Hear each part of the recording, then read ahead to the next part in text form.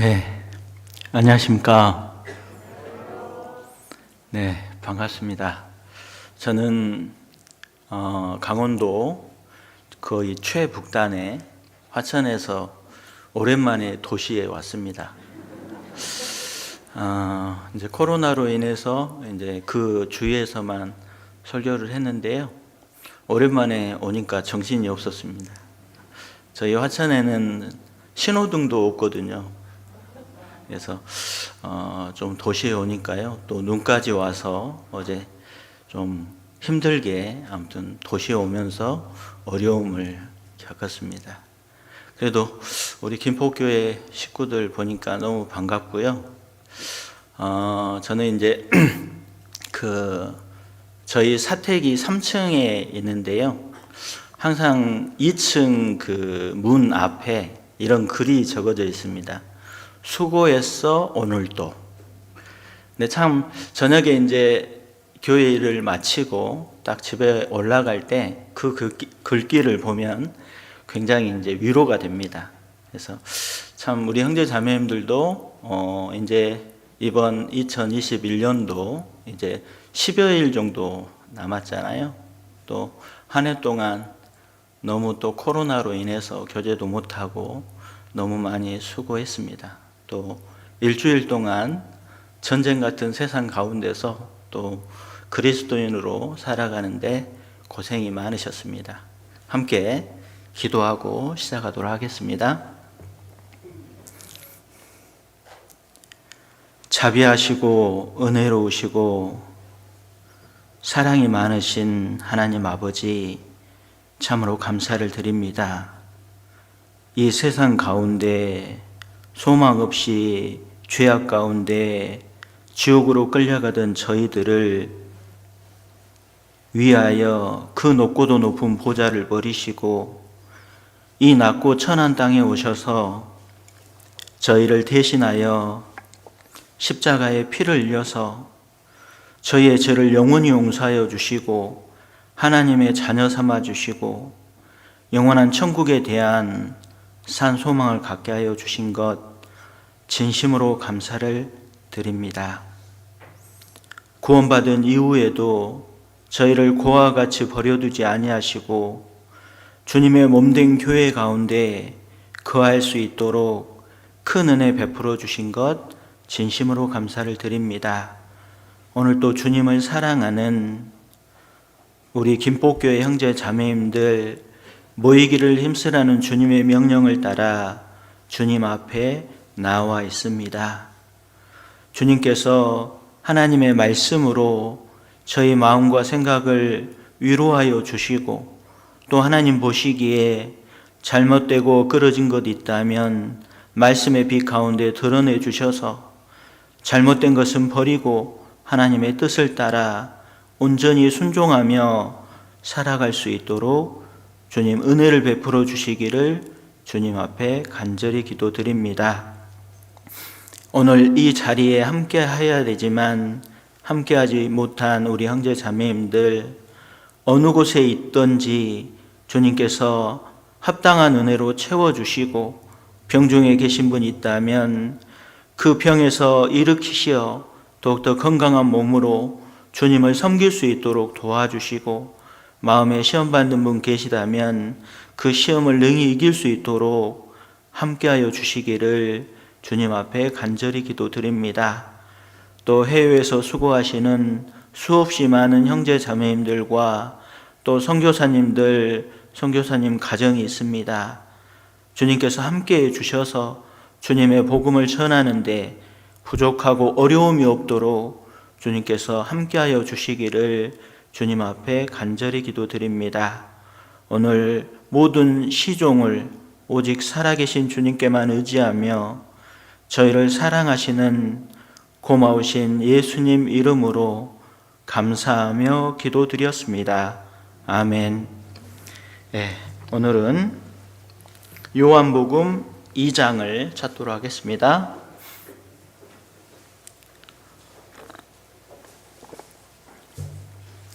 요한복음 2장 1절부터 11절입니다. 요한복음 2장 1절부터 11절 제가 한번 천천히 읽도록 하겠습니다. 사흘 되던 날에 갈릴리 가나에 혼인이 있어 예수의 어머니도 거기 계시고 예수와 그 제자들도 혼인의 청함을 받았더니 포도주가 모자란지라 예수의 어머니가 예수에게 이르되 저희에게 포도주가 없다 하니 예수께서 가라사대 여자여 나와 무슨 상관이 있나이까 내 때가 아직 이르지 못하였나이다. 그 어머니가 하인들에게 이르되 너희에게 무슨 말씀을 하시든지 그대로 하라 하니라. 거기 유대인의 결례를 따라 두세 통 드는 돌 항아리 6이 있는지라. 예수께서 저희에게 이르시되 항아리에 물을 채우라 하신즉 아구까지 채우니 이제는 떠서 연회장에게 갖다 주라 하시매 갖다 주었더니 연회장은 물로 된 포도주를 맛보고 어디서 났는지 알지 못하되 물도온 하인들은 알더라. 연회장이 신랑을 불러 말하되 사람마다 먼저 좋은 포도주를 내고 취한 후에 낮은 것을 내거늘 그대는 지금까지 좋은 포도주를 두었도다 하니라. 11절 예수께서 이 처음 표적을 갈릴리 가나에서 행하여 그 영광을 나타내심에 제자들이 그를 믿으니라. 그 중에 두 절만 함께 읽도록 하겠습니다. 5절입니다. 5절은 한번 같이 읽도록 하겠습니다. 그 어머니가 하인들에게 이르시되 너희에게 무슨 말씀을 하시든지 그대로 하라 하니라. 그 다음에 7절입니다. 예수께서 저희에게 이르시되 항아리에 물을 채우라 하신즉 아구까지 채우니. 요한복음 2장의 갈릴리 가나의 혼인잔치는 너무나도 잘 아는 말씀이고 익숙한 말씀이라는 생각이 듭니다. 특별히 이제 우리가 구원을 받으면 처음 구원받은 그리스도인에게 가장 먼저 읽어야 될 성경에 대해서 말하면서 이제 로마서를 가장 먼저 좀 읽으라고 이렇게 권합니다. 특별히 로마서는 믿음이 무엇인지를 가장 잘 설명하고 있는 성경입니다. 이제 그 다음에 사복음서 중에 이 요한복음을 또 읽으라고 이제 말을 하잖아요. 그런데 요한복음에는 특별히 이제 예수님의 특별히 신성에 대해서 너무 잘 나와 있습니다. 그래서 특별히 요한복음에는 예수님이 나는 무엇이다 그런 표현이 약 7가지 정도의 표현이 있습니다. 그래서 특별히 나는 생명의 떡이다 첫 번째, 그 다음에 나는 두 번째 생명의 빛이다. 그 다음에 나는 생명의 문이다. 그 다음에 나는 선한 목자다. 그 다음에 나는 부활이요 생명이다. 그리고 나는 내가 곧 길이요 진리요 생명이다. 그리고 나는 나는 포도나무다. 이렇게 한 7가지 정도가 요한복음에 나와 있고요. 그 다음에 특별히 요한복음에 또 7가지 정도의 이제 기적이 또 특별히 나와 있습니다.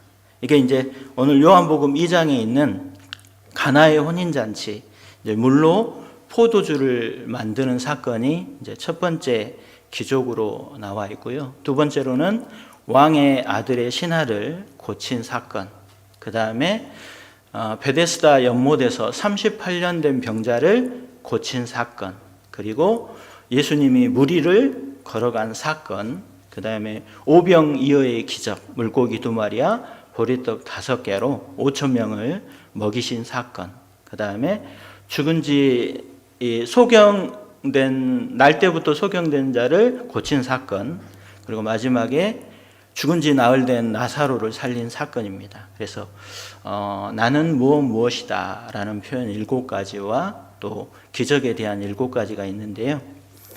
특별히 그 7가지 기적 중에서 왜 하필이면 이 가나의 혼인잔치 물이 포도주로 되는 기적을 행하셨을까? 여기에는 정말 주님께서, 하나님께서 우리에게 교훈하고 싶었던 많은 내용이 있을 거라는 생각이 듭니다.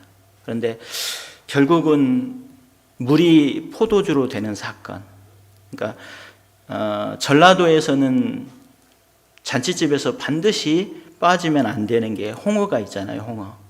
그리고 강원도에서는 반드시 잔치집에서 빠지면 안 될 게 문어입니다, 문어. 그런데 정말 이 잔치는 너무너무 즐거운 것이잖아요. 근데 즐거운 이 잔치집에 포도주가 떨어졌다. 근데 중동 지역에서는 잔치집, 그 기쁨의 잔치집에서 절대로 빠져서는 안 될 게 이 포도주입니다. 근데 결국은 이 포도주가 잔치집에 떨어지게 된 거예요. 그래서 이 너무나도 즐거운 이 잔치집에 엉망이 된 겁니다. 마치 우리 인생이 정말 기쁘고 행복하고 즐겁게 살려고 이 세상에서 아둥바둥 살아가지만 끝내는 포도주가 떨어진다는 사실을 설명하고 있는 거예요. 우리는 그렇게 행복하고 싶고 의미 있고 가치 있는 삶을 살고 싶지만 반드시 이 세상에서는 그 포도주가 떨어진다는 사실을 가르쳐 주는 겁니다. 그래서 우리가 그 첫 번째 가장 이제 예수님의 이적 중에 처음 이적이잖아요. 그래서 성경에서는 순서도 너무 중요하거든요. 순서라는 게.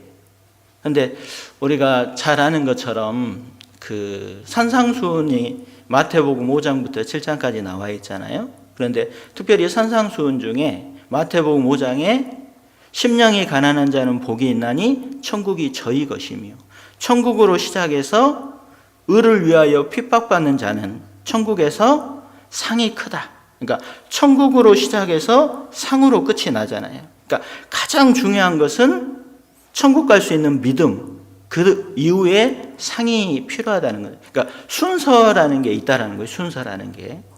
그리고 마태복음 5장에 복받은 사람에 대해서 이야기하면서 그리스도인의 신분이 무엇이냐? 그럴 때 너희는 세상의 빛과 소금이다라고 하잖아요. 근데 마태복음 5장을 읽어보면 빛이 먼저일까요? 소금이 먼저일까요? 너희는 세상의 소금이다. 그러니까 먼저는 소금이 나오고 그 뒤에 너희는 세상의 빛이다라는 말이, 빛이 나옵니다. 이유는 뭐냐면 반드시 구원받은 그리스도인이 녹을 때, 희생하는 삶을 살 때 세상의 빛의 역할을 할 수 있다는 거예요. 그래서 먼저는 소금이고 그 다음이 빛이에요. 그리고 레위기 11장에 보면 정한 것과 부정한 짐승에 대해서 이야기할 때 너희가 정한 것은 먹되, 그때도 먼저는 쪽발이 갈라지고 그 다음에 대세김질을 하는 것을 먹으라고 되어 있습니다. 그리고 레위기 1장부터 5장까지는 번제, 소제, 화목제, 속죄제, 속건제 이런 제사들이 나오는데요. 번제는 예수님의 십자가의 사랑을 설명하는 거고, 그 다음에 소제는 예수님의 완전한 공생애를 설명합니다. 그럼과 동시에 구원받은 그리스도인의 신앙생활이 잘 나와 있어요. 그래서 소제에는 예물을 드릴 때 반드시 들어가야 되는 게 있고 들어가지 말아야 될 게 있습니다. 거기에 보면 첫 번째 나온 게 고운 가루가 나오거든요. 고운 가루, 그 다음에 기름, 그 다음에 유향, 그 다음에 소금, 그리고 넣지 말아야 되는 것은 꿀과 누룩이 나옵니다. 근데 거기서도 신앙생활에 가장 중요한 게 뭘까? 그게 바로 고운 가루라는 거예요. 고운 가루라는 건 정말 아주 곱게 빠진 가루잖아요. 제가 어렸을 때는 항상 요즘은 어르신들 TV라고 하면 어르신들이 잘 모른다고 하더라고요. 텔레비전이라고 해야지 알아듣시는데요. 근데 옛날에 텔레비전에 보면 용각산이라는 선전 혹시 아셔요? 용각산은 뭐가 나지 않는다? 소리가 나지 않는. 근데 그 용각산 가루가 정말 곱거든요. 신앙생활에 가장 중요한 게 뭘까? 첫 번째로는 고운 가루가 될 때, 정말 자기를 부인하고 정말 하나님 앞에 이 육신이 깨져서 정말 고운 가루가 될 때 갈등이 없고 교회 안에 문제가 생기지 않거든요. 그래서 첫 번째로 중요한 게 뭐예요? 고운 가루입니다. 고운 가루가 될 때 기름은 성령을 의미하거든요. 그 다음에 유향은 기도를 의미하고 소금은 말씀을 의미하고 반드시 그 안에 들어가지 말아야 될 건 꿀과 누룩입니다. 꿀은 자기의 영광, 그 다음에 누룩은 죄를 설명합니다. 근데 그 중에서도 가장 첫 번째로 중요한 게 고운 가루라는 거예요. 고운 가루. 그런 것처럼 예수님이 기적을 행할 때 왜 하필이면 이 처음 표적을 갈릴리의 혼인잔치 이 물이 포도주로 되는 기적을 행하셨을까? 오늘 이 부분에 대해서 우리가 곰곰이 고민도 해보고 생각도 해봤으면 좋겠다 생각이 듭니다. 사실 여기 보면 물이 포도주로 됐잖아요. 원래 물이라는 의미는 이스라엘 민족은 항상 그 지역에 이 먼지가 많았고 이 샌들을 신고 다녔기 때문에 항상 집에 들어가기 전에 손을 씻고 발을 씻는 이런 결례가 있었어요. 그래서 유대인의 결례를 따라 이 물을 6통을 받아 놓은 거예요. 6통 약 80리터씩 해서 많은 양의 물을 다 둔 거잖아요. 그러니까 원래 의미는 이 물은 허들의 물이에요. 아무 쓸모없는 허들의 물이라는 거예요. 그러니까 우리 인생이 정말 그 물 같은 의미 없고 가치 없는 인생인데 이 물 같고 의미 없는 가치 없는 인생이 어떻게 행복하고 의미 있고 가치 있는 인생으로 바뀔 수 있을까? 그러면 바뀌려면 그 물을 포도주로 바꾸시는 원소 기호를 완전히 바꿀 수 있는 창조주 하나님, 예수님을 개인적으로 진짜 만나게 될 때 진짜 의미 있는 인생, 가치 있는 인생, 기쁨이 있는 인생으로 바뀐다라는 걸 의미해요. 원래 우리 학교 다닐 때 배울 때 물의 구조 자체가 H2O잖아요. 수소 2개와 산소 1개입니다. 그런데 이 포도주는 포도당에 에틸 알코올이 있어야지만 이 포도주가 되거든요. 그러니까 자연적인 상태에서는 절대 포도주가 될 수가 없습니다. 왜? C라는 탄소는 절대 자연적인 상태에서 생길 수 없거든요. 학자들의 말하면 1억 도의 온도로 핵융합이 일어나야지만 탄소가 생긴대요. 그러니까 창조주 하나님, 예수님을 개인적으로 만나지 않으면 절대 물이 포도주로 바뀌지 않는다라는 거예요.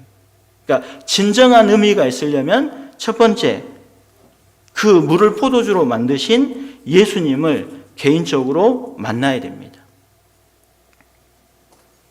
그래서요, 원래 이 잔치는 희락을 위하여 베푸는 것이요, 포도주는 생명을 기쁘게 하는 것이라. 그러니까 이 잔치라는 건 기쁨을 위해서 베푸는 거잖아요.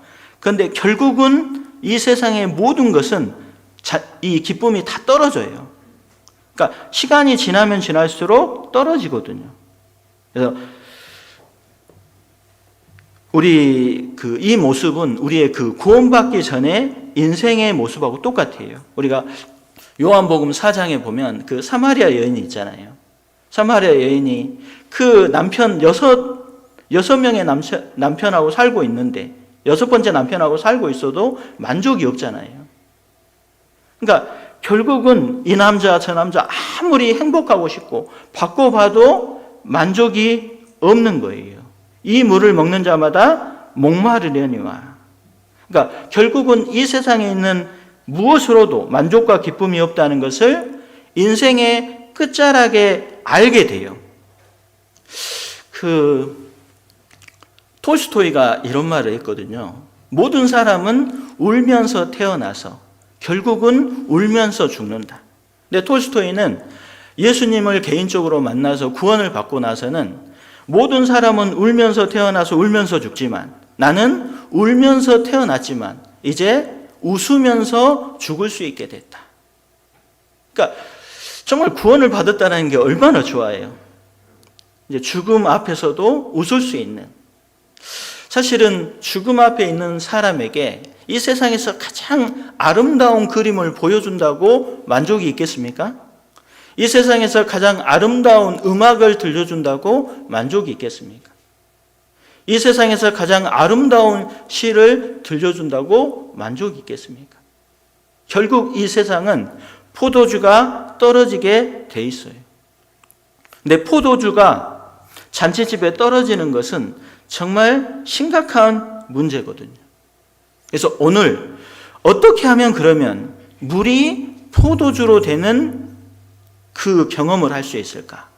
그게 이제 중요하잖아요. 의미 없고 가치 없는 인생이 어떻게 의미 있고 가치 있는 인생이 될 수 있을까? 이제 한 해를 정리하면서 또 2022년을 새로 맞이하기까지 어떻게 내가 마음을 가질 때 내 인생이 의미 있는 인생으로 바뀔 수 있을까? 오늘 그 비결이 요한복음 2장에 두 가지가 나와 있습니다. 자, 요한복음 2장 첫 번째가 2장 7절입니다. 7절 다시 한번 같이 한번 읽어보도록 하겠습니다. 예수께서 저희에게 이르시되 항아리에 물을 채우라 하신즉 아구까지 채우니. 여기에 보면요, 하나님은 우리가 못하는 것을 절대 시키는 분이 아니에요. 우리가 할 수 있는 것, 그런데 반드시 항아리에 물을 채우라. 어디까지? 아구까지 채우라는 거예요. 근데 물은 성경에서 말씀을 뜻합니다. 말씀. 그러니까 하나님 절대 없는 것을 가지고 기적을 만들 수가 없어요. 있는 것을 가지고 하나님의 기적을 만든다라는 거예요. 우리가 준비할 수 있는 것을 반드시 준비하게 합니다. 근데 첫 번째 중요한 게 뭐냐면 항아리에 물을 채우라. 이 항아리는 기드온의 300용사에 보면 항아리는 육신을 뜻하거든요. 이 항아리가 깨질 때 안에 있는 주님의 빛이 드러나는 것처럼 이 육신 안에 성경에 이 물은 에베소서에 보면 물로 씻음같이 말씀으로 깨끗하게 하시고, 이 물은 말씀을 뜻합니다. 말씀. 그러니까 하나님은 없는 것으로 절대 기적을 일으킬 수가 없다라는 거예요. 그러니까 물이 포도주가 되기 위해서 첫 번째 중요한 게 뭐냐면 하나님의 말씀을 내 안에 가득 채워야 돼요. 어디까지? 아구까지 채워야 됩니다. 아구까지. 주님은 기적을 행하실 때 나에게 있는 것을 가지고 기적을 행하십니다. 항상 주님은 성경을 통해서, 말씀을 통해서 우리를 변화시키고 우리에게 기적을 행하시는 거예요. 제가 이제 목회를 하면서 마음속에 가장 깊이 새겼던 게 있습니다. 형제 자매님들이 어쩔 때 하나님을 위해서 가장 열심히 살까? 그거는 말씀이었습니다. 1년을 쭉 돌아보면 누가 신앙생활을 정말 잘했을까? 사실 간단하게 설명하면 출석률이거든요. 누가 말씀을 잘 듣고 있을까? 사실은 출석률이 좋지 않다라는 건 말씀에 관심이 없고 말씀을 나의 삶의 표준으로 삼지 않고 살아가는 거예요. 사실 연말이 되면 이제 임원들도 세우고 교회 일꾼들을 세우잖아요. 그때 우리 형제 자매님들한테는 마음속으로 얘기는 안 해요. 그렇지만 1년 동안에 얼마나 출석률을 성실하게 했을까? 또 하나는 물질 생활입니다. 이게 정말 중요한 걸 알았어요. 결국은 정말 하나님의 말씀 앞에 나와서 말씀을 듣는 태도, 자세. 또 하나는 물질 생활이었어요. 우리가 참 신앙생활 하면서 주님을 향해서 똑바로 걸어가야 되잖아요. 근데 왜 자꾸 좌우로 치우치고 곁길로 갈까요? 하나님 말씀에 붙잡히지 않기 때문에 그렇거든요. 여기 오늘 본문이니까 여기를 딱 줄로 표시해 두시고요. 잠언 4장을 한번 찾도록 하겠습니다. 잠언 4장.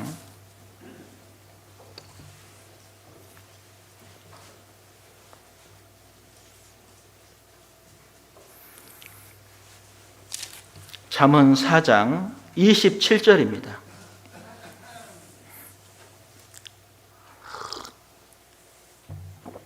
잠언 4장 27절 제가 읽도록 하겠습니다. 우편으로나 좌편으로나 치우치지 말고 내 발을 악에서 떠나게 하라. 정말 악에서 떠나려고 하면 우편으로나 좌편으로나 치우치지 말아야 돼요. 그러면 우편으로나 좌편으로나 치우치지 않기 위해서는 반드시 똑바로 봐야 되거든요. 그 위에 바로 보셔요. 26절 내 발에 행할 첩경을 평탄케 하며 모든 길을 든든히 하라. 그러니까 내 발에 행할 첩경을 평탄케 하며, 평탄케 하려면 바로 봐야 돼요. 그래서 25절에 보면 내 눈은 바로 보며 내 눈꺼풀은 내 앞을 곧게 살펴. 눈이 바로 봐야지만 좌우로 치우치지 않고 올바로 걸어갈 수 있어요. 그러면 올바로 보기 위해서는 그 마음이 올바로 돼 있어야 돼요. 그래서 4장 23절에 무릇 지킬 만한 것보다 더욱 내 마음을 지키라. 생명의 근원이 이에서 남이니라. 가장 중요한 게 뭐냐? 이 마음을 붙잡고 있는 게 있어야 된다는 거예요. 이 마음은 참 신기한 게 어쩔 때는 바늘구멍도 안 들어갈 정도로 마음이 좁아져요. 또 어쩔 때는 태평양처럼 넓어지잖아요. 그러니까 이 마음이라는 게 정말 중요한데 전쟁 같은 이 세상 가운데서 세상에 수없이 많은 유혹이 있고 세상에 많은 곁길이 많잖아요. 근데 그 곁길로 가지 않고 올바로 가기 위해서는 이 마음을 딱 붙잡아야 돼요. 그러면 이 마음을 어떻게 붙잡을 수 있냐는 거예요. 그 답이 20절에 나와 있습니다. 20절. 20절은 같이 한번 읽어보도록 하겠습니다.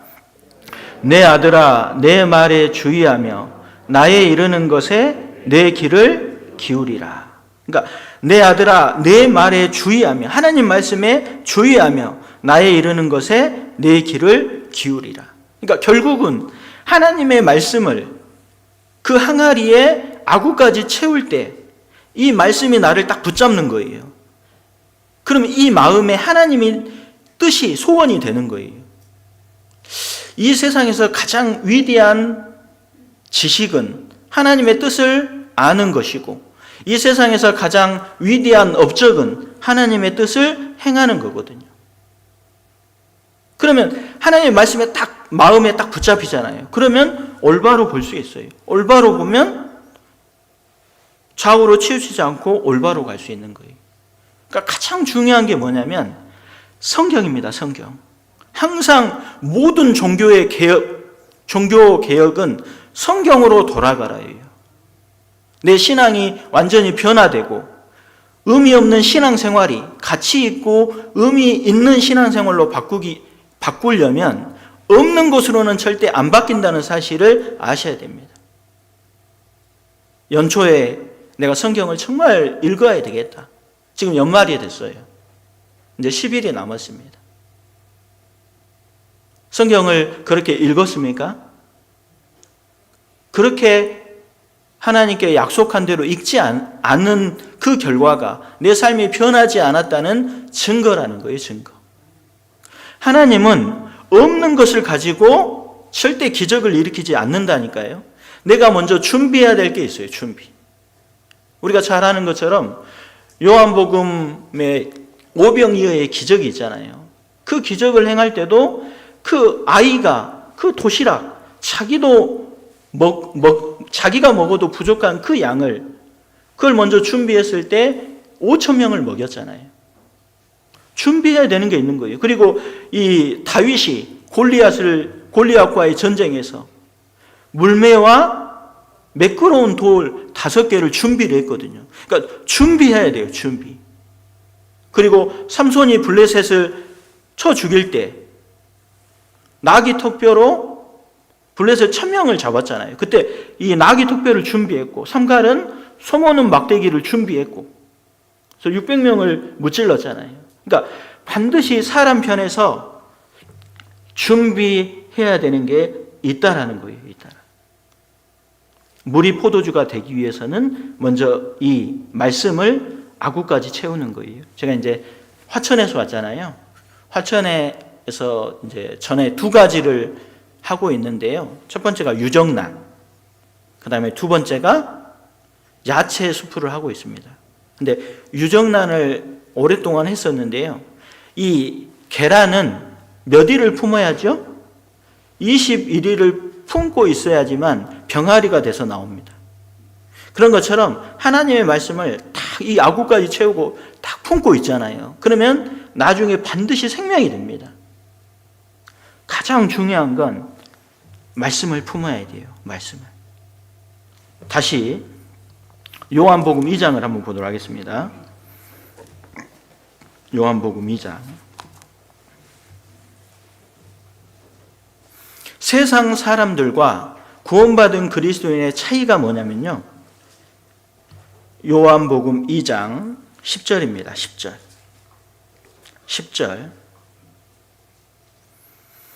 10절 한번 같이 한번 읽어보도록 하겠습니다. 말하되 사람마다 먼저 좋은 포도주를 내고 취한 후에 낮은 것을 내거늘 그대는 지금까지 좋은 포도주를 두었도다 하니라. 이 세상과 그리스도인의 차이가 무엇입니까? 세상은 처음에는 좋은 것 같아요. 근데 시간이 지나면 안 좋아지는 거예요. 근데 구원받은 그리스도인은 처음에는 안 좋은 것 같지만 그 말씀을 아구까지 채우고 그 말씀대로 살아가잖아요. 그러면 어려운 일이 생기고 힘든 일이 생겨요. 근데 결국은 나중에는 기쁨이 있습니다. 세상은 다 좋은 쪽에서 안 좋은 쪽으로 되거든요. 근데 구원받은 그리스도인은 아무리 지금 힘들고 어려울지라도 말씀 가운데 묵묵히 살아가면 하나님이 반드시 좋은 곳으로 채워줘요. 시편 30편에 보면 그 노염은 잠깐이요 그 은총은 평생이로다.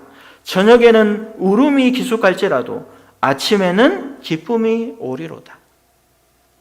그래서 대부분의 나라들은 하루를 계산할 때 아침에서 저녁으로 하루를 얘기하잖아요. 근데 성경에서는 저녁이 되고 아침이 되니 첫째 날이다. 그러니까 항상 저녁에서 아침으로 가는 거거든요. 주께서 나의 슬픔을 변하여 춤이 되게 하시며 슬픔이 변해서 마지막에는 정말 기쁨이 되게 하는 거예요. 기쁨이. 그리스도인의 삶은 처음에는 어려운 것 같지만 묵묵히 따라가면 결국은 기쁨인 겁니다. 기쁨. 여기 요한복음 2장은 접어두시고요. 잠언 11장을 한번 찾도록 하겠습니다. 잠언 11장. 잠언 11장 18절. 잠언 11장 18절 제가 읽도록 하겠습니다. 악인의 싹은 허무하되 의를 뿌린 자의 상은 확실하니라. 그러니까 악인의 어떤 것도 다 허무하지만 의를 뿌린 자의 상은 확실한 거예요. 주님 앞에 살아가는 모든 것들은 주님께서 확실하다고 되어 있어요. 확실하다. 그 만남 중에 세 가지 만남이 있다고 하잖아요. 첫 번째 만남은 생선 같은 만남. 만나면 만날수록 비린 사람이 있고, 두 번째 사람은 꽃 같은 만남이 있답니다. 꽃은 처음에 만날 때는 향기를 내고 너무 화려하고 너무 좋지만 시간이 지나면 시들어 버리고 버리는 만남. 그것이 꽃과 같은 만남. 이게 이제 처음에는 좋았다가 나중에는 안 좋아지는 것. 그런데 가장 좋은 만남은 손수건과 같은 만남이래요. 손수건은 내가 힘들고 어려울 때 땀을 닦아주기도 하고, 또 내가 이 세상을 살다 보면 눈물이 나고 힘들 때 손수건으로 눈물을 닦잖아요. 내가 주위에 있는 사람들에게, 주위에 있는 형제 자매님들에게 정말 힘들고 어려운 세상 살아가는데 위로가 되고 또 눈물을 씻겨주고, 그런 만남이 정말 좋은 만남입니다. 근데 그리스도인의 진짜 인생은 어디서 시작이 될까요? 진짜 인생, 우리의 시대는 아직 오지 않았어요. 구원받은 그리스도인의 진짜 인생의 시작은 천국에서 시작이 되는 겁니다. 천국에서 들어간 그날이 가장 기쁜 날이고 뒤로 가면 갈수록 그 기쁨은 더욱더 배가 돼요. 배가 돼요. 그래서요, 구원받은 그리스도인은 정말 처음에 안 좋았다가도 끝내는 좋아지는 거거든요. 그러면 이제 좋아지기 위해서 두 번째로 해야 될 게 있습니다. 첫 번째로는 물을 어디까지요? 아구까지 채우는. 오늘 주제가 이겁니다. 자, 요한복음 2장을 보도록 하겠습니다. 그러니까 기적이 일어나기 위해서는 먼저 딱 채우는 거예요. 간단해요, 간단해. 그 다음에 두 번째로는 5절, 요한복음 2장 5절입니다. 그 어머니가 하인들에게 이르되 너희에게 무슨 말씀을 하시든지 그대로 하라 하니라. 그대로 하라. 참 이 말씀이 저는 굉장히 신앙생활을 하면서 너무너무 중요하다는 걸 알았습니다. 글자로는 딱 5글자예요. 그대로 하라. 한 글자로 하면 뭘 것 같습니까? 네입니다. 네. 제가 우리 화천교회에서 통닭을 시켜 먹어도 항상 네네 치킨에서 시켜 먹으라고. 아이스크림을 먹어도 투게더를 먹으라고 합니다. 투게더. 한 글자로 하면 예, 네. 두 글자로 하면 순종. 세 글자로 하면 뜻대로. 네 글자로 하면 말씀대로. 5글자로 하면 그대로 하랍니다. 그런데 그대로 하는 것이 쉬울까요? 어려울까요? 굉장히 어렵습니다. 그대로 하는 게. 그대로 하기가 어려운 사람이 어떤 사람이냐면 지식이 많은 사람, 그리고 경험이 아주 많은 사람, 그리고 오랫동안 신앙생활을 했던 사람, 자기 고집이 있는 사람은 그대로 하기가 굉장히 무척이나 어렵다라는 거예요. 어떤 초등학교에 방학 시작하기 전에 학생 수가 한 30명 정도 되는데요. 30명에게 꽃씨를 하나씩 다 나눠줬어요. 그리고 방학 끝날 때 예쁘게 꽃을 피워라고 숙제를 내줬습니다. 방학 숙제를. 방학 숙제를 내줬는데 진짜 29명이 작은 화분에 꽃을 피워가지고 오는 거예요. 근데 한 명만 빈 화분으로 가지고 오는 거예요. 그러니까 친구들이 야, 너 바보 아니야? 그거 화분 가게에 가서 사면 뭐 2,000원 주면 살 수 있는데 그거 그냥 빈 화분으로 가져왔냐고. 그래서 막 비난하고 조롱한 거예요. 근데 그 혼자에게만 선생님이 선물을 줬어요. 상을 줬어요. 이유가 뭐냐면 방학 시작하기 전에 처음에 씨를 나눠줄 때 씨를 삶아가지고 준 거예요. 삶아가지고 줬으니까 그 29명은 다 거짓말 한 거잖아요. 그러니까 그 혼자만 그대로 한 겁니다. 그대로. 그래서요, 우리가 신앙생활을 하면서 융통성이 없어 보여도, 지혜가 없어 보여도 그대로 해야 됩니다. 신앙생활은 내 형편대로 하는 것이 아니라 말씀대로 하는 거예요. 그래서 말씀을 아구까지 채우라고 한 거예요. 그대로 하는 것이 신앙생활이에요. 그것이 하나님 보실 때 가장 아름다운 모습입니다. 순종은, 잘 들으십시오. 순종은 물을 포도주로 만들 수도 있어요. 의미 없는 인생을 가치 있는 인생, 기쁨이 없는 인생을 기쁨이 있는 인생으로 만들 수 있어요. 근데 반대로 불순종은 포도주를 물로 만들 수 있다는 것도 반드시 기억하셔야 됩니다. 불순종은 우리의 삶을 아주 피폐하게 만들 수 있거든요. 그러면 성경은 창세기 1장부터 순종의 능력에 대해서 말씀하고 있어요. 우리 창세기 1장을 쭉 읽어보잖아요.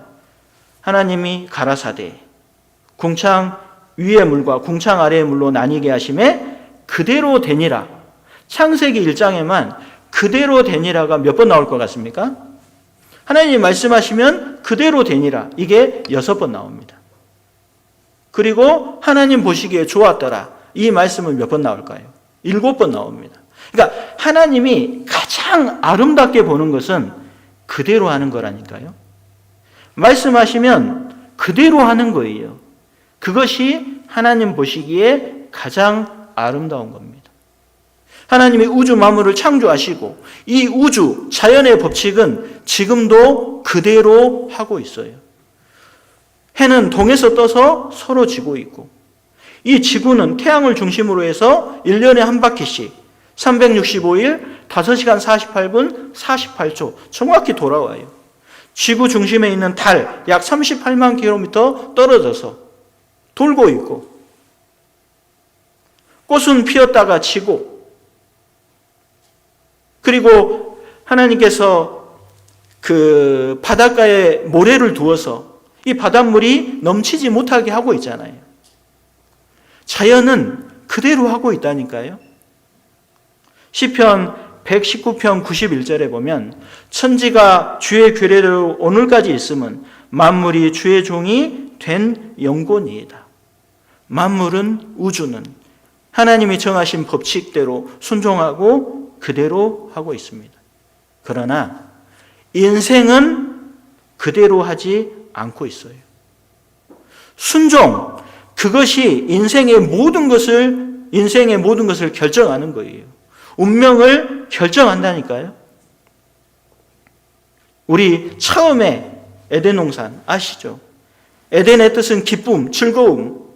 하나님께서 그 에덴 동산에서 아담과 하와에게 모든 것을 누릴 수 있게 모든 것을 허락을 했어요. 에덴 동산에서 영원히 행복하게 살 수 있는 방법이 무엇이었습니까? 딱 한 가지였어요. 순종하라. 동산에 있는 나무의 실과는 내가 임으로 먹되 선악을 알게 하는 나무의 실과는 먹지 말라. 먹는 날에는 정령 죽으리라. 먹지 마라. 그것에 순종했으면 그 에덴 동산에서 영원히 행복하게 살 수 있었어요. 그런데 아담과 하와는 첫 번째 시험에서 불순종했습니다. 에덴 동산에서 쫓겨난 이유가 큰 죄 때문에 쫓겨난 게 아니에요. 살인죄, 간음죄, 마약, 알코올, 도박, 사기 이런 걸 한 게 아니잖아요. 불순종한 거예요. 그 불순종이 하나님 앞에서 가장 큰 죄라는 걸 알 필요가 있습니다. 다 누릴 수 있었는데 누리지 못했던 건 불순종한 거예요. 그리고 이스라엘 민족이 애굽에 400년 동안 종살이하고 드디어 홍해를 건너서 광야 생활하면서 그 가나안 땅을 향해서 가고 있었잖아요. 근데 어떤 사람이 가나안 땅에 갔을까요? 가나안 땅에 가고 못 가고에 결정짓는 게 뭐였을까요?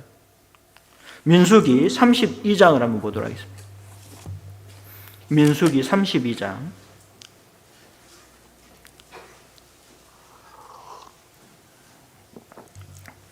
민수기 32장 11절부터 12절입니다. 11절부터 12절 제가 읽도록 하겠습니다. 애굽에서 나온 자들의 20세 이상으로는 한 사람도 내가 아브라함과 이삭과 야곱에게 맹세한 땅을 정녕 보지 못하리니 이는 그들이 나를 온전히 순종치 아니하였음이니라. 다만 그나세 사람 여분네 아들 갈렙과 눈의 아들 여호수아는 볼 것은 여호와를 온전히 순종하였음이니라 하시고. 그러니까 그 출애굽한 1세대 20세 이상으로는 약 60만 명이었잖아요. 근데 60만 명 중에 여호수아와 갈렙 외에는 가나안 땅에 들어가지 못했어요. 그러니까 들어가고 못 들어가는 그 차이가 무엇이었냐면 순종과 불순종의 차이였다는 거예요. 기억하십시오. 이스라엘 민족이 광야에서 하나님을 위해서 봉사도 하고 하나님을 위해서 열심히 살았어요. 그렇지만 불순종했습니다. 우리는 구원을 받고도 하나님께 불순종하면서도 찬양도 하고 전도도 하고 봉사를 열심히 할 수 있습니다. 그런데 하나님은 우리를 붙잡고 있어요. 그거는 그냥 하나님의 은혜인 거예요. 하나님이 우리에게 그냥 기회를 주시는 거예요.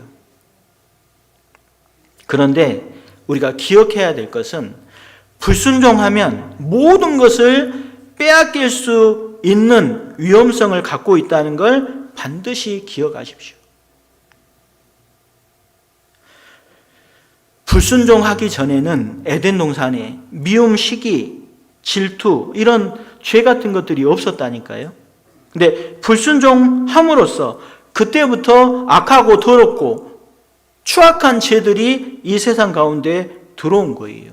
그러니까 불순종은 더 안 좋은 것, 문제가 되는 것들을 가지고 들어올 수 있는 가능성이 있다는 걸 반드시 기억하셔야 됩니다. 내가 불순종할 때 그 불순종이 모든 죄의 시작입니다. 시작. 불순종은 더 큰 죄를 지을 수 있다는 걸 반드시 마음속에 기억하셔야 됩니다. 하나님이 교회 안에 질서를 두셨습니다. 근데 그 질서에 불순종하는 것은 더 큰 죄를 지을 수 있다라는 명백한 증거예요. 때로는 질서가 굉장히 불편해 보일 때가 있어요, 교회에. 꼭 내가 구역장님한테, 조장님한테, 봉사회장님한테, 목사님한테 꼭 이걸 이렇게 해야 될까? 이런 불편한 것들이 있잖아요. 그런데 기억하십시오. 질서를 지키지 않으면 안전하지 않습니다. 우리가 건널목 이렇게 큰 길에 보면은 저쪽으로 건너가면 그냥 편하게 가까이 건너갈 수 있잖아요. 근데 꼭 왜 저 신호등이 있는 건널목까지 걸어가요? 이렇게 걸어가면 위험해요, 위험해. 다칠 수가 있어요. 그러니까 시간이 좀 걸리더라도 저 신호가 있는 신호등까지 가야지만 안전하다는 거예요. 교회 안에서는 반드시 질서가 중요한 겁니다. 그래서 불순종은 잘 기억하십시오. 불순종하면 그것으로 끝나는 게 아니라 더욱더 큰 죄를 지을 수 있다는 거예요. 불순종하면 좋은 것들을 다 잃어버려요. 에덴 동산에서 정말 아름답고 다 누릴 수 있었지만 다 잃어버렸잖아요. 그리고 에덴 동산은 지하로 내려갔습니다. 에덴의 뜻은 기쁨인데 그 기쁨이 지하로 내려갔어요. 그리고 그 생명나무로 길로 가는 그 길을 천사 구름과 두루 도는 화영검으로 막았어요. 우리에게 오는 좋은 모든 것들을 막아버린 거예요.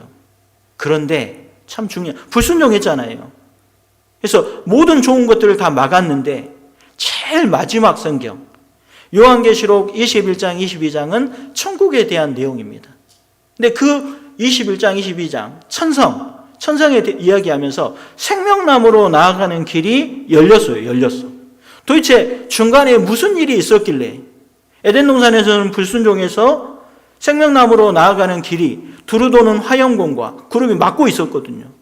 근데 요한계시록 22장에는 그 생명나무로 가는 길이 활짝 열렸어요. 한번 요한계시록 22장을 보도록 하겠습니다. 요한계시록 22장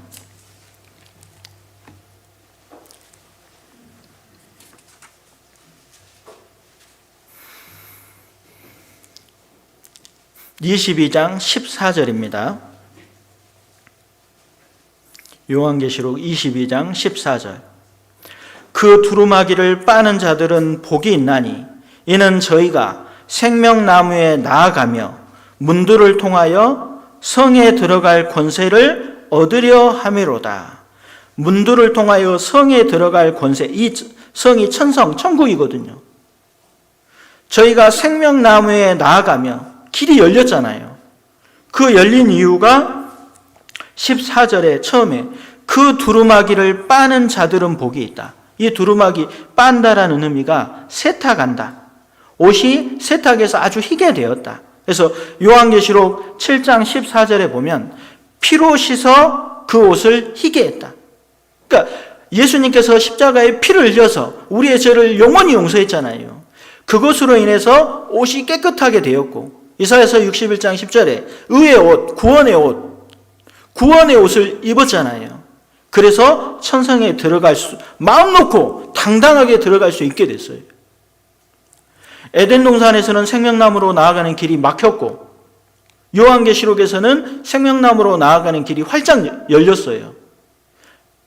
그 중간에 무슨 사건이 있었을까요? 들어가고 못 들어가고는 순종과 불순종의 차이예요. 중간에 예수님께서 십자가에서 우리를 위해서 순종하셨거든요. 로마서 5장을 한번 보도록 하겠습니다. 로마서 5장.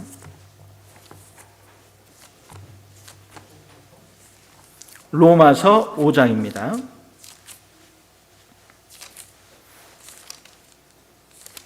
로마서 5장 19절.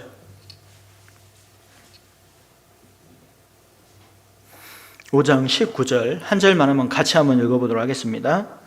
한 사람의 순종치 아니함으로 많은 사람이 죄인 된 것 같이 한 사람의 순종하심으로 많은 사람이 의인이 되리라. 그 천성의 문이 열린 것은 예수님의 그 십자가 사건, 예수님의 순종으로 인해 그 십자가 문이 열린 거예요. 이 말은 잘 기억하십시오. 천성의 문을 열고 닫는 것이 순종과 불순종의 결과로 나타날 수 있다는 거예요. 우리도 처음 구원을 받을 때 베드로전서 1장에 보면 너희가 진리에 순종함으로 너희 영혼이 깨끗하게 돼요. 우리도 구원을 받을 때 주님의 복음, 하나님의 복음을 듣고 그 진리에 뭐 할 때요? 순종할 때 구원을 받는 거예요. 구원받은 이후에 나에게 연결된 수없이 많은 영혼들이 있습니다. 그 영혼들도 내가 순종하냐 불순종하느냐에 따라서 그 구원의 문이 열릴 수도 있고 닫힐 수도 있다는 거예요. 그러니까 우리에게는 정말 큰 책임이 있다는 거예요. 책임. 단지 내가 불순종하는 것 이게 아니라는 거예요.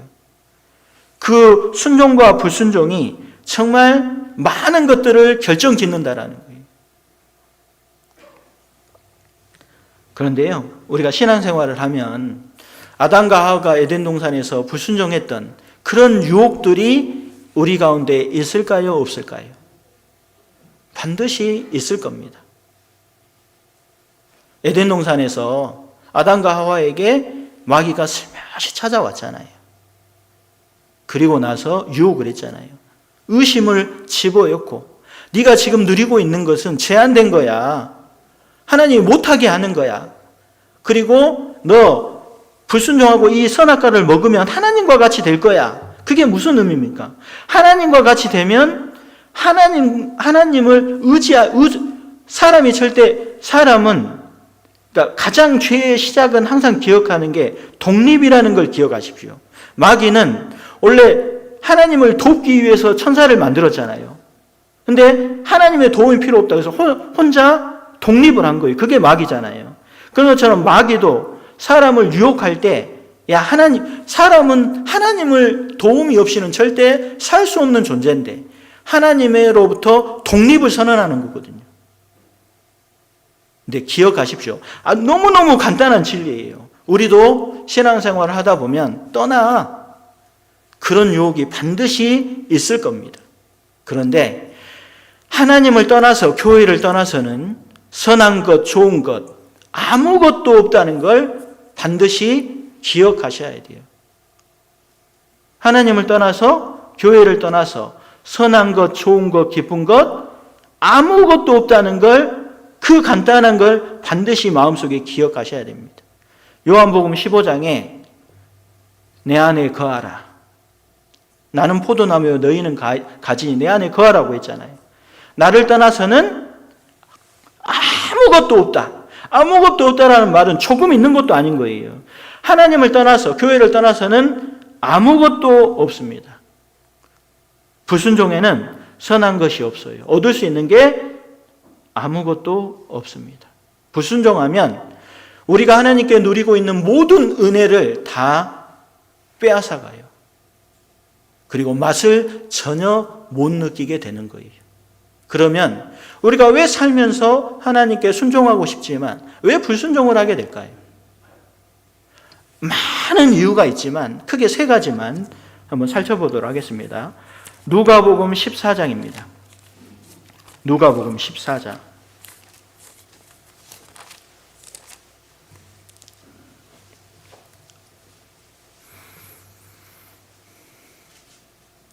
누가복음 14장 119페이지 정도 됩니다.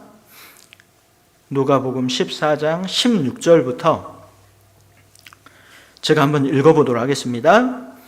이르시되 어떤 사람이 큰 잔치를 배설하고 많은 사람을 청하였더니 잔치할 시간에 그 청하였던 자들에게 종을 보내어 가로되 오소서 모든 것이 준비되었나이다 하매 다 일치하게 사양하여 하나는 가로되 나는 밭을 샀음에 불갑을 나가보아야 하겠으니 청컨대 나를 용서하도록 하라 하고 또 하나는 가로되 나는 소 5겨리를 샀음에 시험하러 가니 청컨대 나를 용서하도록 하라 하고 또 하나는 가로되 나는 장가 들었으니 그러므로 가지 못하겠노라 하는지라.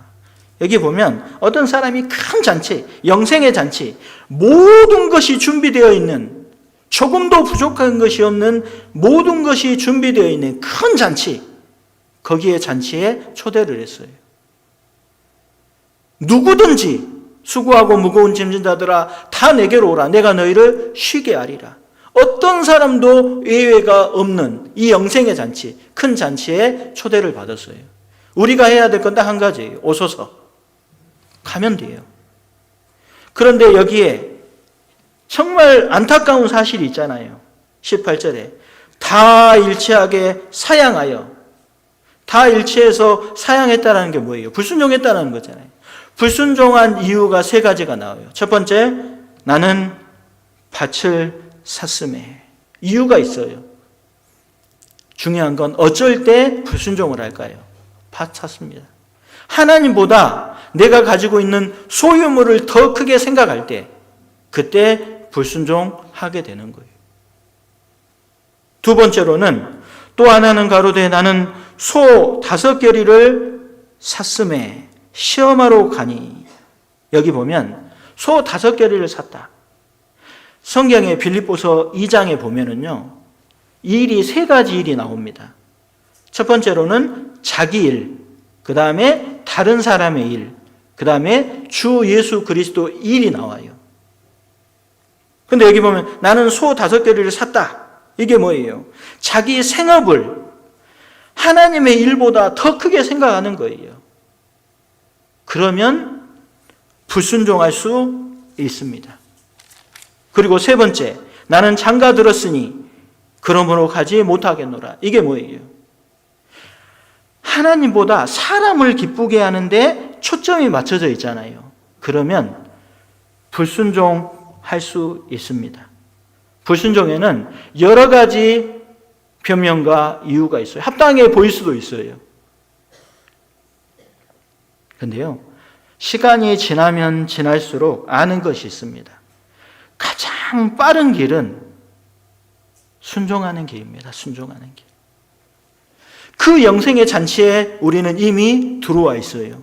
들어와 있어도 그 주님의 그 맛을 느끼지 못해요. 어떻게 하면은요, 이 3가지가 내 마음속을 지배하고 있다면, 소유물을, 내 생업, 사람이 관심이 있고 하나님의 일에 관심이 없잖아요. 그러면 말씀을 들어도 이 말씀이 나에게 기쁨이 되지 않고 맛을 못 느낄 수 있습니다. 여기 14장 24절입니다. 내가 너희에게 말하노니 전에 청하였던 그 사람은 하나도 내 잔치를 맛보지 못하리라 하였다 하시니라. 우리는 말씀도 듣고 교제에 참석도 하고 모임에 나오지만 내 마음속 중심에 그 3가지가 주요하게 있다면 하나님의 교제의 맛을 느낄 수 없는 거예요. 모임의 맛을 느낄 수 없습니다. 그 에덴 동산에서 있잖아요. 참 특징이 뭐냐면 이무의 모든 나무의 실과는 먹되 동산에 있는 나무의 실과 그것만 먹지 말라고 했잖아요. 근데 불평이 있는 사람은 내가 누리고 있는 것들은 전혀 생각지 못하고 문제가 있는 딱 그거 한 가지만 봐요. 그 한 가지에 집중할 때 불평하게 되거든요. 구원받은 그리스도인의 맛이 무엇입니까? 너희는 세상에 소금이다. 진짜 구원받은 그리스도인의 맛이 무엇이겠습니까? 데살로니가전서 5장에 항상 기뻐하라, 쉬지 말고 기도하라, 범사에 감사하라. 이것이 구원받은 그리스도인의 진짜 맛이에요. 언제든지 기뻐할 수 있잖아요. 어떤 상황이어도. 그리고 우리는 우리 스스로 살 수 있는 존재가 아니기 때문에 쉬지 말고 기도해야 돼요. 그리고 범사에 감사하라. 이게 구원받은 그리스도인의 진짜 맛입니다. 그런데 불순종하잖아요. 그러면 그 맛을 다 잃어버리는 거예요. 순종은 순종을 낳지만 불순종은 불순종을 낳습니다. 그리고 불순종하면 영광이 없습니다. 뭐가 없다고요? 불순종하면 영광이 없다니까요. 사무엘상 13장을 한번 보도록 하겠습니다. 사무엘상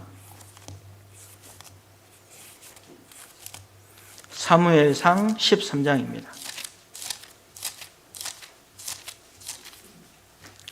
사무엘상 13장 14절, 구약 427페이지 정도 됩니다. 사무엘상 13장 14절입니다. 14절 한 절만 같이 한번 읽도록 하겠습니다. 지금은 왕의 나라가 길지 못할 것이라 여호와께서 왕에게 명하신 바를 왕이 지키지 아니하였으므로 여호와께서 그 마음에 맞는 사람을 구하여 그 백성의 지도자를 삼으셨느니라 하고. 사울의 불순종으로 인해서 왕의 나라는 길지 못할 것입니다.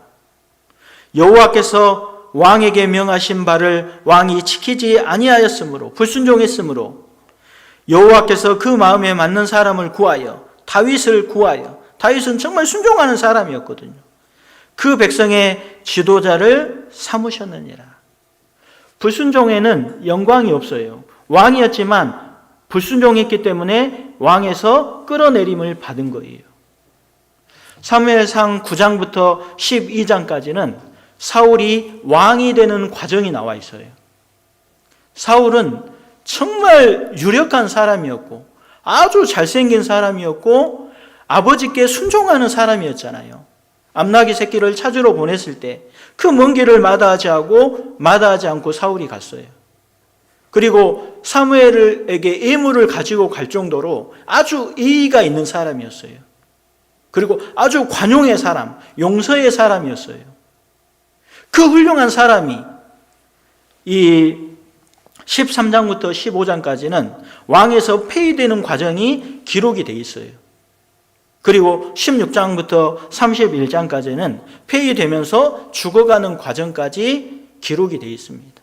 그 훌륭했던 사울이 그 왕의 자리에서 왜 끌어내림을 받았을까요? 이유는 딱 한 가지입니다. 불순종했기 때문이에요.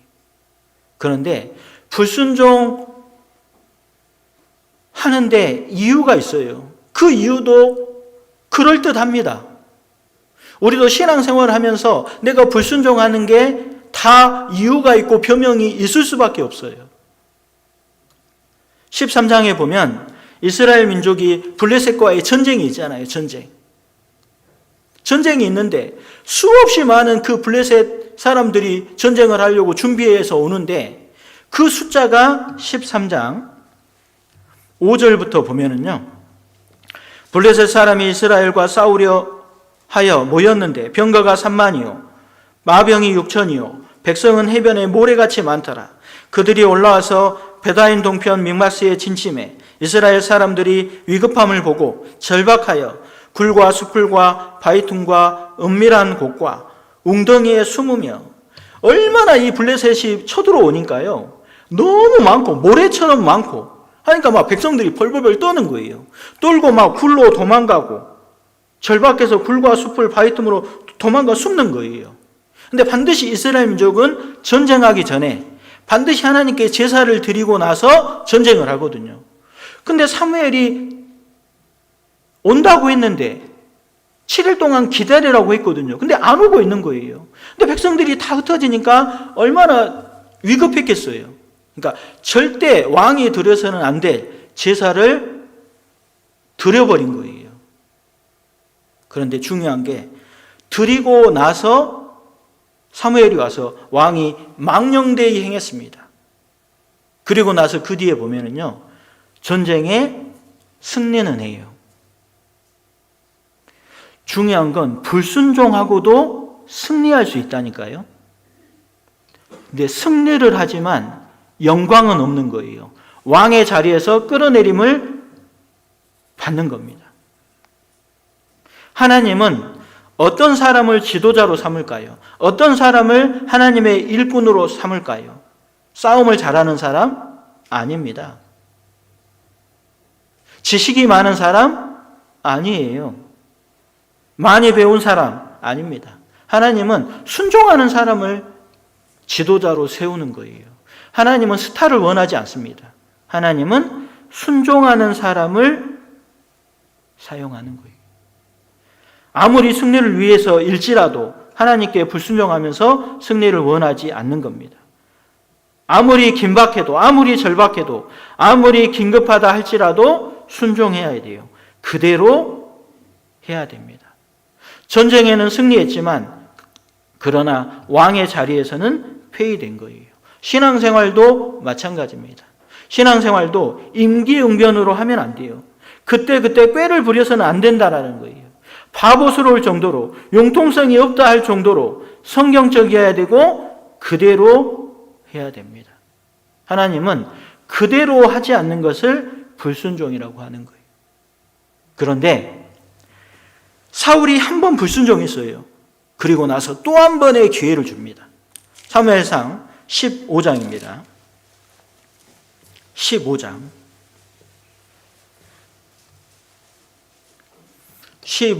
3절. 지금 가서 아말렉을 쳐서 그들의 모든 소유를 남기지 말고 진멸하되 남녀와 소아와 젖먹는 아이와 우양과 약대와 나귀를 죽이라 하셨나이다. 여기 중요한 건 이 아말렉 족속은 항상 이스라엘 민족을 괴롭히는 민족이었어요. 그리고 이 아말렉은 우리 육신의 모형이기도 해요. 우리 육신은 끈질기게 우리를 괴롭히고 하나님께 불순종하게 만듭니다. 그런데 여기에 명령이 2절에 보면 이 아말렉 족속이 대적한 일을 내가 추억하노니, 항상 이스라엘 민족을 대적한 거예요. 그래서 이 아말렉 족속을 진멸하되, 남기지 말고 다 진멸하라고 했어요. 그런데 9절에 보도록 하겠습니다. 9절, 8절 9절. 아말렉 사람의 왕 아각을 사로잡고 칼날로 그 모든 백성을 진멸하였으되 사울과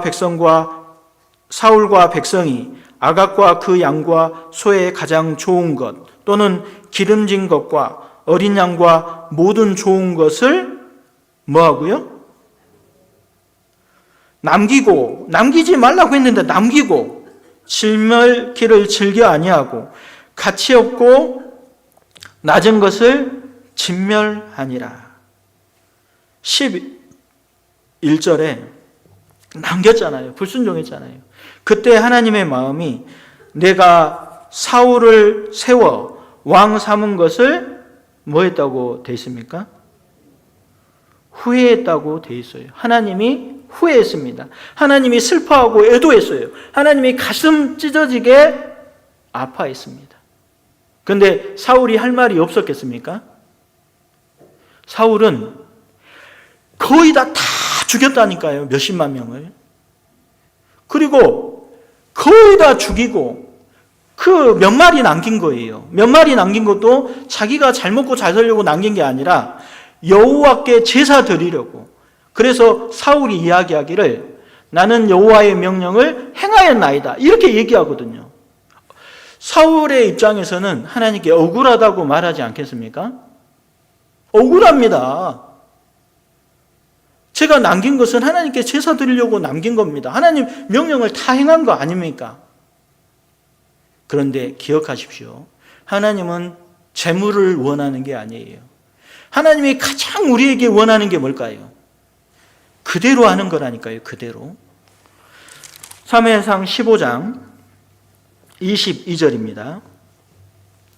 사무엘이 가로되 여호와께서 번제와 다른 제사를 그 목소리 순종하는 것을 좋아하심같이 좋아하시겠나이까. 순종이 제사보다 낫고 듣는 것이 수양의 기름보다 나으니. 좋아하심같이 좋아하시겠나이까. 하나님이 가장 좋아하시는 게 무엇인지 아십니까? 바로 순종입니다. 순종이 제사보다 낫다. 하나님이 진짜 좋아하는 거는요, 재물이나 어떤 다른 것이 아니라 하나님께 그대로 하는 거예요. 아무리 급해도 해서는 안 되는 것이 바로 불순종입니다. 불순종. 우리도 신앙생활 하면서 우리 나름대로는 분명히 순종을 하고 삽니다. 근데 기억해야 될 것은 나에게 결정적으로 손해가 되고 어려운 것이 닥치면 결코 순종하지 않습니다. 그런데 내가 어렵고 힘든 일이 있고 내가 손해가 나더라도 그대로 해야 됩니다. 왜 불순종이 큰 죄일까요? 불순종의 배후에 누가 있냐면 불순종하게 만들고 하나님의 역사를 이루게 하지 못하는 그 배후에 마귀가 있어요. 마귀. 여기 23절 15장 23절을 보도록 하겠습니다. 이는 거역하는 것은, 불순종하는 것은 사술의 죄와 같고, 이 사술의 죄는 점치는 행위예요. 그 말은 귀신에게 점치는 거잖아요. 나 이제 하나님의 도움 필요 없다. 내가 육신적으로 잘 되기만 하면 내가 이제 귀신에게 맡긴다. 마귀한테 맡긴다라는 의미가 있는 거예요. 불순종에는. 그 불순종 배후에는 마귀가 있는 거예요. 마귀가. 사술의 죄와 같고 완고한 것은 사신 우상, 가치 없는 우상에게 절하는 죄와 같음이라. 왕이 여호와의 말씀을 버렸으므로 여호와께서도 왕을 버려 왕이 되지 못하게 하셨나이다. 그러니까 진짜 중요한 건 불순종의 배후에 누가 있다고요? 마귀가 있다는 겁니다. 그 악신 마귀가 있다라는 거예요.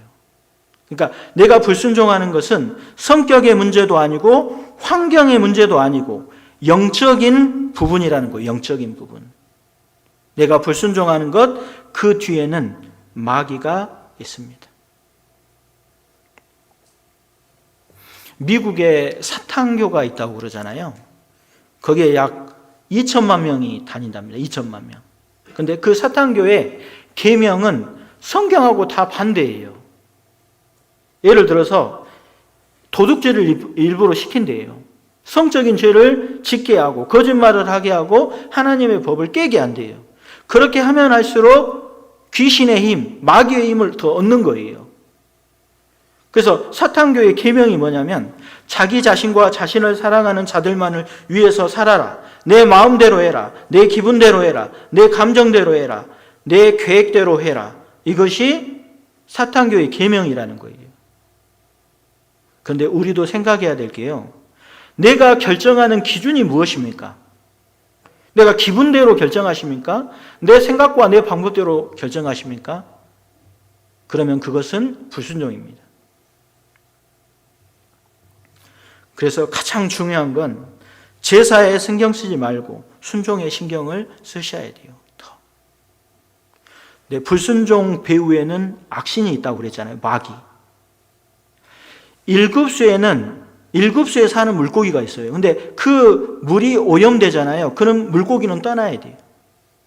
순종의 배후에는 하나님이 역사하지만 불순종하면 성령이 떠납니다. 하나님의 역사가 떠나는 거예요.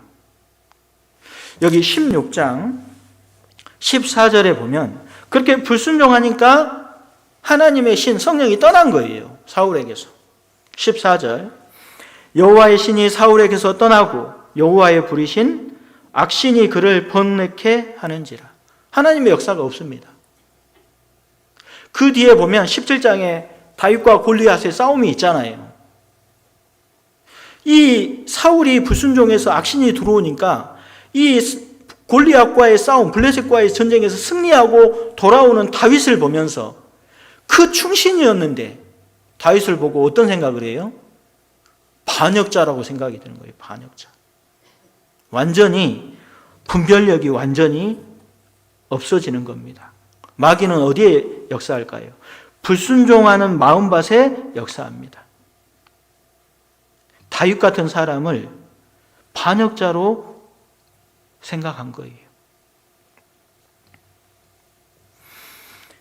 우리도 지금까지 구원받고 나서 하나님 앞에 분명히 불순종했던 수많은 것들이 기억이 나기도 하고 또 수치스럽기도 하고 그런 것들이 있을 겁니다. 그런데 아직 끝난 게 아니에요. 하나님이 우리에게 기회를 주셨습니다. 연말이 되고 또 내년을 허락을 하셔요. 우리에게 기회를 주셨잖아요. 지금부터는 바꿔야 돼요, 삶을. 바뀌려면 세 가지가 필요하다고 합니다. 첫 번째, 내가 만나는 사람을 바꿔야 돼요. 두 번째로는 장소를 바꿔야 됩니다. 세 번째로는 시간을 바꿔야 돼요. 그래야지만 내 삶이 바뀌는 거예요. 신명기 30장을 한번 보도록 하겠습니다. 신명기 30장.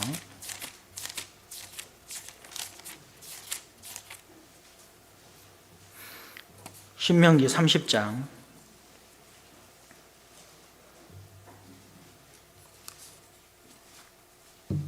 30장 9절부터 10절. 내가 내 하나님 여호와의 말씀을 순종하여, 여기 순종하여 이 율법책에 기록된 그 명령과 규례를 지키고 내 마음을 다하며 성품을 다하여 여호와 내 하나님께 돌아오면 내 하나님 여호와께서 내 손으로 하는 모든 일에 내 몸의 소생과 내 육축의 새끼와 내 토지 소산을 많게 하시고 내게 복을 주시되 곧 여호와께서 내 열조를 기뻐하신 것과 같이 너를 다시, 이게 중요해요. 다시 기뻐하사 내게 복을 주시리라. 순종하면 다시는 기회고 희망이고 회복이에요. 다시 기뻐하사 내게 뭘 주겠다고요? 복을 주겠다는 거예요. 복을. 우리는 예수님이 마태복음 4장에 성령에 이끌려 광야로 시험 받으러 가셨잖아요. 인생을 살다 보면 그런 시험들이 반드시 있을 거예요. 네, 아들이시라도 그 받으신 고난으로 순종함을 배웠어요. 우리도 하나님의 아들입니다.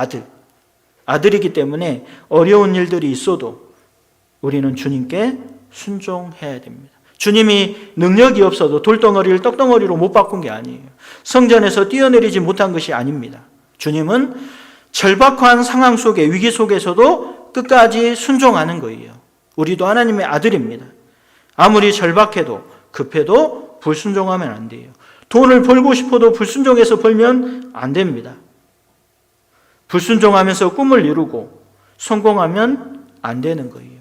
더딜지라도 그대로 해야 됩니다. 그리고 순종하는 사람에게 축복이 있어요. 축복.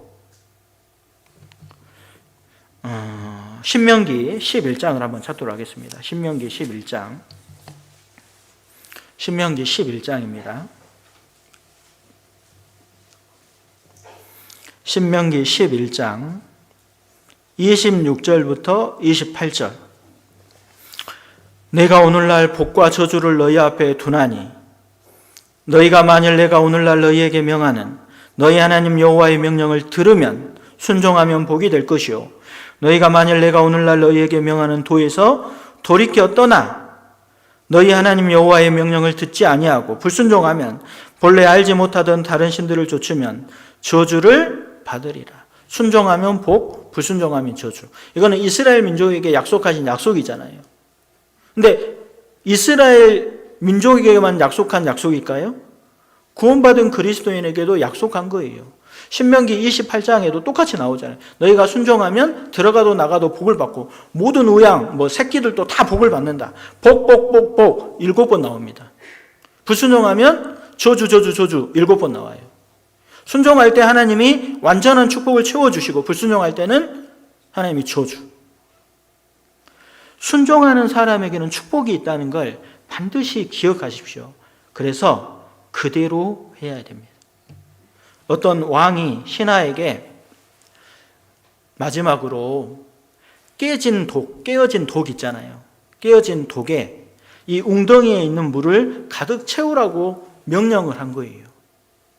근데 이 깨어진 독에 아무리 물을 부어도 이 깨어진 독에 다 찰까요, 안 찰까요? 안 차잖아요. 아침부터 저녁까지 땀 흘리고 죽으라고 한 거예요. 그대로 미련하게 보이고 융통성이 없어 보이고, 왕의 명령이니까 그대로 한 거예요. 하루가 지나고 이틀이 지나서 아무리 이 깨진 독에는 채워질 수 없었어요. 그런데 반대로 이 웅덩이에 있는 물은 점점 사라지는 거예요. 점점 사라지고 바닥이 드러났어요. 근데 그 바닥에 금덩어리가 있는 거예요. 금덩어리. 이것이 다 너의 것이다. 우리는 그대로 해야 돼요. 그대로 하는 사람에게 하나님의 분명한 은혜가 있고 축복이 있습니다. 순종하는 사람에게 미래가 있습니다. 순종하는 사람에게 축복도 있지만 진짜 순종하는 사람에게 미래가 있는 거예요. 우리가 잘 아는 믿음의 조상 아브라함에게 그 갈대아 우르, 그 살기 좋은 그 갈대아 우르에서 오랫동안 살았잖아요. 한 번도 가지 못한 가나안 땅에 가라고 했어요. 근데 아브라함은 갈 바를 알지 못했지만 순종했잖아요. 그리고 아브라함을 통해서 예수님이 이 땅에 오시고 예수님이 십자가의 죽으심으로 죄를 영원히 용서하고 그 복음이 우리까지 와서 우리가 축복을 받게 된 거예요. 순종에는 미래가 있습니다. 그리고 순종에는 답이 있습니다. 이게 중요해요. 순종에는 뭐가 있다고요? 뭐가 있어요? 답. 지금 우리 형제자매들 고민하는 거 있습니까? 답답한 거 있습니까? 내가 꼭 이루고 싶은 거 있습니까? 순종에는 뭐가 있다고요? 답이 있습니다. 답. 순종하면 돼요. 그러면 하나님이 가장 빠른 답을 주시는 거예요.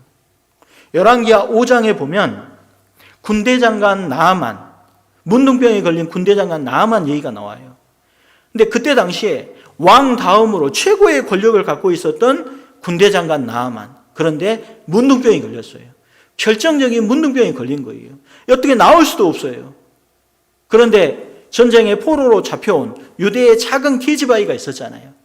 그 계집아이가 우리나라에 엘리사라는 선지자가 있습니다. 그 선지자에게 가면 그 문둥병을 나을 수 있습니다. 그래서 이 나아만이 많은 예물을 준비해가지고 가잖아요. 갔는데 중요한 건 이 엘리사 선지자가 직접 나오지 않고 종을 보내서 요단강에 가서 7번 담그면 어린아이와 같이 살이 문둥병이 낫게 될 거라고. 그 말을 듣고 나서 그대로 하면 되잖아요. 그런데 나아만이 화를 낸 거예요. 내 생각에는 화를 내면서, 아니 엘리사라는 선지자 네가 직접 와서 내 상처에 손을 얹고 이렇게 해야지 낫지. 우리나라에도 다른 강들, 좋은 강들 많은데, 그때 당시에 특별히 요단강이 더러웠는가 봐요. 근데 하필이면 요단강에 가서 7번 들어갔다 나왔다 하라고 하냐. 그래서 화가 났어요. 무슨 생각이 있었다고요? 내 생각에는. 그리고 나서 그냥 돌아가려고 했어요. 근데 아주 지혜로운 종이 있었잖아요. 아니 나아만에게 더 어려운 일을 시켜도 해야지. 뭐 그 간단하게 요단강 가서 7번 담그는 게 뭐 어려운 일입니까? 듣고 보니까 그렇잖아요. 그래서 하나님의 말씀대로 요단강에 가서 7번 담그니까 문둥병이 나았잖아요. 그러니까 가장 중요한 게 뭐냐면 그대로 하는 거라니까요. 그대로 하면 답이 있어요. 답. 근데 왜 그대로 하지 않을까요? 내 생각에는 그게 있기 때문에 그래요. 오늘 처음 하나님의 말씀을 항아리 아구까지 세우잖아요. 그러면 내 생각을 버려요. 내 뜻을 포기해요. 그러면 그대로 할 수 있어요. 그 영어로 비전이 있고 분리하다라는 의미는 디비전이거든요. 디비전. 그러니까 두 개의 비전이 생기면 분열이 돼요. 어떤 조직이든지. 가정에서도 딱 한 가지 비전이 있으면 하나가 돼요. 근데 교회에서도 교회가 성장하고 복음을 전하고 하나가 되기 위해서는 한 가지 비전이 있어야 돼요. 그러면 내 뜻을 포기해야 돼요. 내 뜻을 포기할 때 진짜 비전이 딱 보이는 거예요. 그런데 내 뜻이 있잖아요. 그러면 불평이 생깁니다. 항상. 그리고 우리가 언제 순종해야 되냐면 순종의 때는 순종의 조건, 순종의 대상, 온갖 것을 순종해야 돼요. 어떤 상황이 돼도. 진정한 순종은 그 법을 만드신 자의 마음을 만족시키는 것이 진정한 순종입니다. 우리가 순종의 사람, 많은 사람 있잖아요. 뭐 아브라함도 있고 여호수아도 있고 노아도 있잖아요. 노아. 참 근데 노아를 보면 참 대단한 것 같아요. 한 번도 비가 안 내렸는데 방주를 만들으라고. 그것도 하루 이틀도 아니고 아주 오랜 기간 동안. 죄악이 관영할 때 그 창세기에 보면 그러나 노아는 여호와께 은혜를 입었더라 이런 말씀이 있거든요. 근데 그 은혜를 입었더라는 다른 번역에 보면 하나님의 얼굴에 미소를 짓게 했다 이런 의미가 있거든요.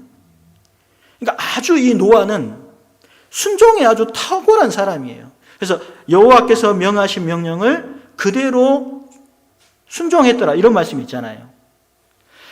만약에 노아가 그때 불순종했다면 인류의 역사가 지금까지 안 올 수도 있습니다. 근데 노아가 순종했기 때문에 지금까지 인류의 역사가 끊이지 않고 지금까지 오는 거예요. 그것이 진짜 영웅인 거예요. 영웅. 우리도 노아처럼 내가 하나님께 순종할 때 내 가족들, 내 친구들, 내 주위에 있는 사람들에게 복음이 끊이지 않고 진행이 되는 거예요. 그래서 정말 순종이 중요합니다. 우리 마지막으로 그러면 어떻게 하면 순종이 가능할까요? 어떻게 하면? 비결은 딱 키가 하나 있습니다. 요한복음 14장입니다. 14장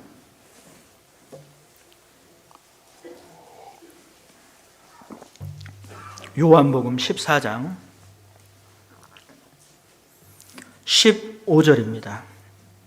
14장 15절